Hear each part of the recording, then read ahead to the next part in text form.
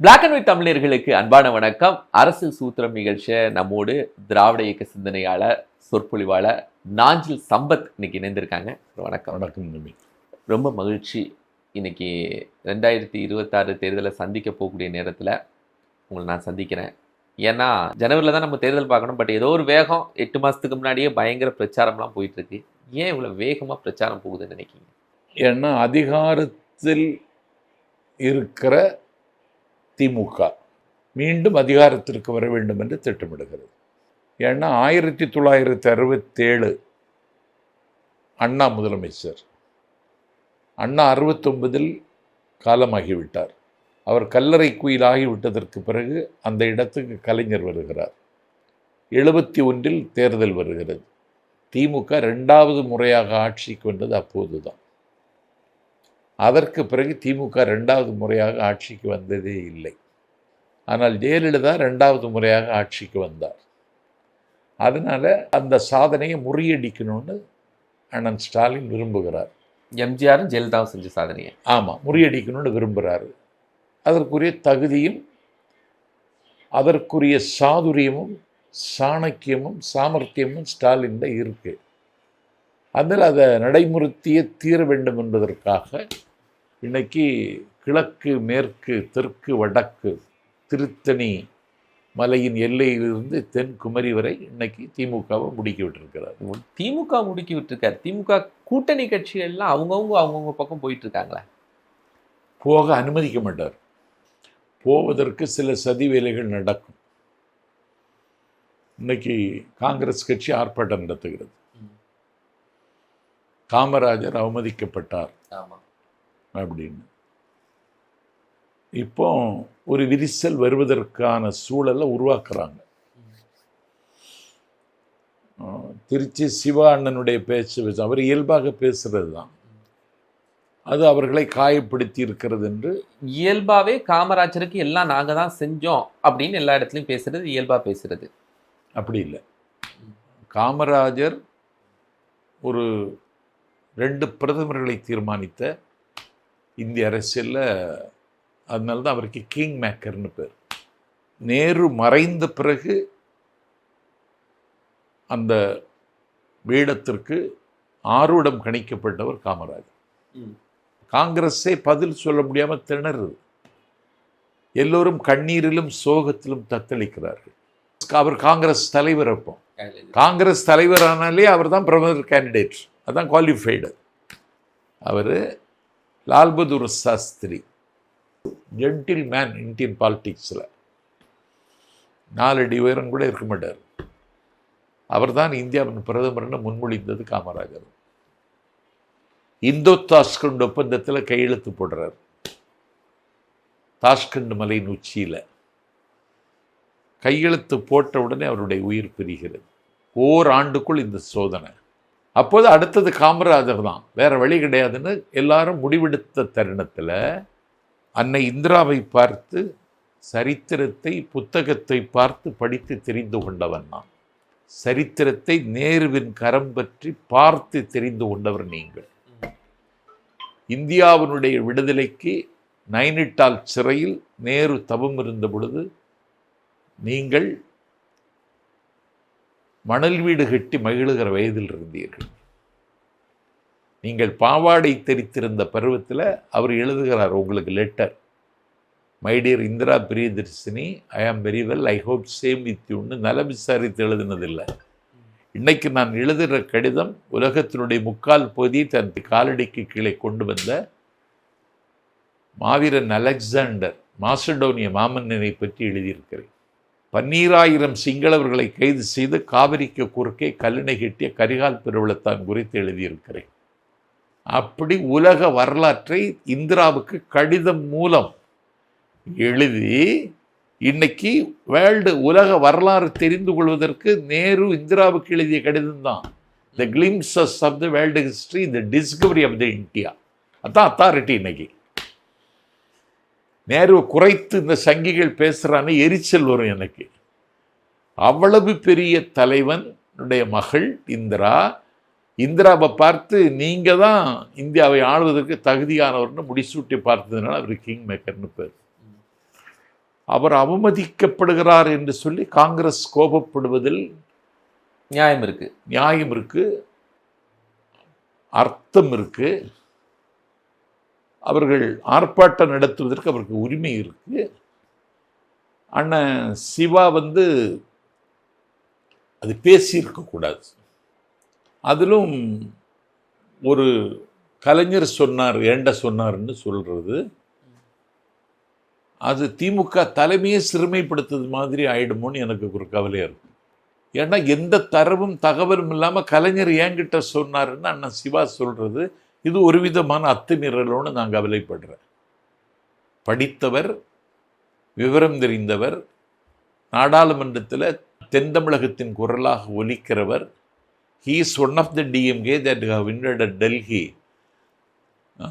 டெல்லியை எதிர்க்க, டெல்லியை கேள்வி கேட்க, டெல்லியின் அதிகாரத்தை கேள்விப்படுத்த நான் ஒரு போர்வாளை அனுப்புகிறேன் என்று அண்ணா ஒரு எம்பிக்கான தகுதியினர். அந்த தகுதிக்குரிய அண்ணன் சிவா இதை சொல்லியிருப்பதன் மூலம் ஒரு டங் ஸ்லிப்புன்னு இதை எடுத்துக்க முடியலை, என்னாலே எடுத்துக்க முடியலை. ஆனால் அவர் தவறுக்கு வருத்தம் கேட்டுட்டாரு. வருத்தம், மன்னிப்பு அப்படிங்கிற இதோட விட்டுரும் அப்படின்னு சொன்னாரு. அப்படி ஆமாம், அதான் விடணும். ஏன்னா அதுக்கு பிறகும் காங்கிரஸ் ஏன் போராட்டம் நடத்துது? அதைத்தான் காங்கிரஸ் கட்சி நிர்வாகிகளுக்கு Nanjil Sampath black and white மூலமாக சொல்ல விரும்புவது, நீங்கள் கல்லறிய வேண்டியது நேரமல்ல இது. ஏன்னா ஒரு பெரிய வல்லாதிக்கத்தை வீழ்த்துவதற்கு ஒரு மிலேச்சத்தனமான மிருக நியாயம் கூட இல்லாத ஒரு அராஜக கூட்டத்தை இந்திய அரசியலில் கேள்வி கேட்கிற இடத்துல இருக்கிற காங்கிரஸ், புலிவேட்டைக்கு புறப்படுகிற நீங்கள் எலிவேட்டைக்கு கிளம்பி விட்டீர்களோன்னு எனக்கு வருத்தமாக இருக்கு. அதனால காங்கிரஸ் கட்சி இதை உடனடியாக மறந்துவிட்டு ஒரு மதச்சார்பின்மையை, ஒரு இந்தியாவினுடைய பன்முகத்தன்மையை பாதுகாக்கின்ற ஒரு பெரும் கடமையில் இருக்கிற காங்கிரஸ், அதற்கு முகம் தந்த ராகுல் காந்தி, அதற்கு முகவரியாக இருக்கிற அண்ணன் ஸ்டாலின், இதில் எந்த சிதைவும் சிராய்ப்பும் இந்த உறவில் உராய்வு கூட ஏற்படாமல் பாதுகாக்க வேண்டிய பொறுப்பு காங்கிரஸ் கட்சிக்கும் இருக்கிறது என்பதால் இதை மறந்து விடுங்கள். ஆனால் ஜோதிமணி போன்றவர்கள்லாம் காமராஜர் குறித்து தொடர்ந்து இட்டுக்கதைகளை திமுக சொல்லிட்டு இருக்கு, இதுக்கு தகுந்த பதிலடி கொடுக்கணுங்கிறாங்க. இதுக்கு முதலமைச்சர் மன்னிப்பு கேட்கவில்லை அப்படின்னு சொன்னால் 2026 திமுக இந்த தமிழ் மண்ணில் வெற்றி பெறாதுன்னு திருச்சி வேலுசாமி போன்றவர்கள்லாம் சொல்றாங்க. ஜோதிமணி வெற்றி பெற்றது எப்படியும்? ஜோதிமணி அரங்கில்லாமல் ஆடுகிறாரா? நிலைமை தெரியாமல் பேசுகிறாரா? நீங்கள் வெற்றி பெற்றது எப்படி? அப்படி மல்லு கட்டாதீருங்கிறனா, அப்படி ஒரு கசப்புக்கு யாரும் காரணமாகி விடக்கூடாது என்பதில் இந்த நேரம் எச்சரிக்கையாக இருக்க வேண்டும் என்பது ஒரு திராவிட இயக்கத்தின் மீது மாளாத காதல் கொண்ட நாஞ்சில் சம்பத்தின் வேண்டுகோள். சரி சார், இது முன்னாடியே கருணாநிதி அவர்கள் பேசியிருக்காங்க. அதெல்லாம் அதே விஷயம்தான் பல மேடைகளில் பேசினது தான் இன்னைக்கு திருச்சி சிவா. காமராஜர் எதிர்த்து தானங்க திமுக அரசியல் செய்தது. ஏன் நீங்கள் கடந்த காலத்தில் சஞ்சரிக்கிறீங்க? ஒரு மாணவர் தலைவர் சீனிவாசன் விட்டு தானே காமராஜர் 67 தோற்கடிக்கப்பட்டார் விருதுநகர் களத்தில். அதனால் இறந்த காலத்துக்குள் போகாதீர்கள், எதிர்காலத்தை எப்படி நிர்மாணிப்பது என்பதை பற்றி யோசிங்கிறது தான் என்னுடைய வேண்டுகோள். இல்லை, நீங்கள் செஞ்சதை ஏன் சொல்லிட்டு இருக்கீங்க? அவர் ஏழை பங்காளர், ஒரு சாதாரண, அவருக்கு உடல் உபாதைகள் வந்துடும், அதுக்காக நாங்கள் ஏசி போட்டு கொடுத்தோம் அப்படின்னா, காமராஜர் ஒவ்வொரு டிபிலையும் தான் தங்கி இருந்தாரா? ஏன்னா கருணாநிதி அவர்கள் அப்போ பேசின பேச்சு வீடியோ கூட இப்போ 2வது ட்ரெண்ட் ஆகிட்டு இருக்கு. அப்போ கலைஞர் பேசினது வந்திருக்கு அப்படிங்கிற வீடியோஸ் திருமண வீட்டில் போட்டதெல்லாம் வந்திருக்கு. அது அந்த காலத்துக்குள்ளது தம்பி. அது காமராஜருக்கு எதிர்வினையாற்றி இருக்காரா? இல்லையே. ஒரு எமர்ஜென்சி காலம் வருகிற பொழுது காமராஜர் அவர்களை கைது செய்வதற்கு அன்றைக்கு இருந்த டெல்லியில் இருந்தவர்கள் அழுத்தம் கொடுத்த பொழுது அதை நான் செய்ய மாட்டேன்னு சொன்னவர் இல்லவா கலைஞர்? களத்தில் காமராஜரை எதிர்த்து தான் அண்ணா பேசினார், கலைஞர் பேசினார், நாவலர் பேசினார். திமுக நாடு உங்களையே நம்பி இருக்கிறது அப்படின்னு கருணாநிதியிடம் காமராஜர் சொன்னாரு, அழுது கொண்டே சொன்னார். நாடு உங்களை நம்பிதான் இருக்கு அப்படி காமராஜர் சொல்லியிருப்பாரா? இல்ல கேளுங்க, நான் ராஜினாமா செய்கிறேன்னு கலைஞர் முதலமைச்சர் பதவியை. ஜனநாயக காற்று நீ முதலமைச்சராக இருக்கிற காரணத்தால் தான் நான் எல்லாம் சுவாசிக்க முடிகிறது, அந்த முடிவை எடுக்க வேண்டாம்னு கலைஞர்கிட்ட சொன்னவர் காமராஜர். அந்த இருள் கவிந்த காலத்தை தான் யோசிக்கணும். இத காமராஜர் எங்கேயாவது பதிவு செஞ்சிருக்காரா? நான் சொன்னேன், நீங்க சொல்றீங்க என்கிட்ட காமராஜர் பாருங்க, சொன்னார்னு சொல்றீங்க. காமராஜர் அதையெல்லாம் தாண்டின தலைவருங்க. அவர் இந்த பதிவு பண்றது, அடையாளம் வைக்கிறது அதெல்லாம் அவர்கிட்ட கிடையாது.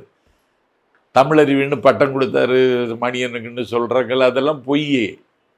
காமராஜர் அந்த மாதிரி தலைவர் கிடையாதுங்க. அவர் பிராக்டிக்கல் லீடர். ஆகட்டும்னு பார்த்துக்கலான்னு அப்படின்னு சொல்லிட்டே போயிடுவார். இதெல்லாம் காமராஜர் அப்படி உள்ள அரசியல்வாதி கிடையாது. பதிவு செய்யறது ஒரு நல்ல விஷயம் தான். காமராஜர் அப்படி உள்ள தலைவர் கிடையாதுங்க. தலைவர்களுக்கெல்லாம் தலைவருங்க அவரு. ஒரு சின்ன காமராஜருக்கு கூட இருந்த வைரவன் போன்றவர்கள்லாம் அவர் சார்ந்த வரலாறுகள் எழுதுறாங்க. அவங்க ஒரு முறை கருணாநிதி வந்தாரு, அவர்கிட்ட இதெல்லாம் சொன்னாரு அப்படின்னு ஒரு பதிவு செஞ்சிருக்கலாம்ல. நீங்க எழுதுறீங்க, நெஞ்சுக்கு நீதியில நீங்க எழுதுறீங்க. ஆனால் காமராஜர் தரப்புல இருந்து காங்கிரஸ்காரங்கள்ல எழுதணும், ஒரு இடத்துல பதிவு செய்யணும். அவங்க எழுதலையே, அதுக்கு அவங்க அது எழுதாது அவங்க குற்றம் இல்லையா? நான் என்ன சொல்றேன், காமராஜருக்கு நினைவு மண்டபம் எழுப்பினது யாரு? கலைஞர் தான்.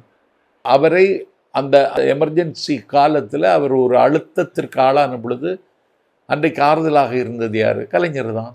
ஏன் வரலாற்றை மறைக்கணும்? அதெல்லாம் ஒன்றும் இல்லை. அந்த வார்த்தையை அண்ணன் சிவா பயன்படுத்தி இருக்கக்கூடாது. அதான் அதை வச்சுக்கிட்டு அரசியல் பண்ணுவது நம்முடைய நோக்கத்தை பாழாக்கிடும். அர்ஜுனனுக்கு பறவையின் கண்கள் கழுத்து மட்டும்தான் கண்ணுக்கு தெரிந்ததுன்னு மகாபாரத குருஷேத்திரத்தில் சொல்கிறோமே, அது மாதிரி அர்ஜுனனுக்கு பறவையின் கழுத்து மட்டுமே கண்ணுக்கு தெரிந்ததை போல ஒரு பாசிச பாஜகவை வீழ்த்த வேண்டும் என்பது மட்டும்தான் காங்கிரஸ் கட்சிக்கு நோக்கமாகவும் இருக்க வேண்டும். செயல் இந்த பாசிச பாஜகவை நாங்க திமுகவோடு இணைந்து இனி வீழ்த்த தேவையில்லை, நாங்க அணி மாறி வீழ்த்த இருக்கிறோம் அப்படின்னு காங்கிரஸ் முடிவு செய்யலாம். எந்த அணிக்கு போவாங்க? இன்னொரு அணி இருக்கு, சீமான் இருக்கிறாரு, விஜய் இருக்கிறாரு. சீமான் அணியா பிணியா? என்னங்க சொல்றீங்க நீங்க? அவன் தமிழ்நாட்டு அரசியல் ஒரு தொங்கு சதைங்க, அவர் எக்ஸ்ட்ரா லக்கேஜுங்க, ஒரு வல்லாதிக்கத்திற்கு வால் பிடிக்கிற கைக்கூலிங்க அவன். இந்த நாட்டில் தேசிய தலைவர் தம்பி பிரபாகரனுடைய அண்ணனுடைய மகனே பிக்காலி பையன்னு சொல்லக்கூடிய துரோகிங்க அவன். நீங்க போய் அவனை அணிங்கிறீங்க.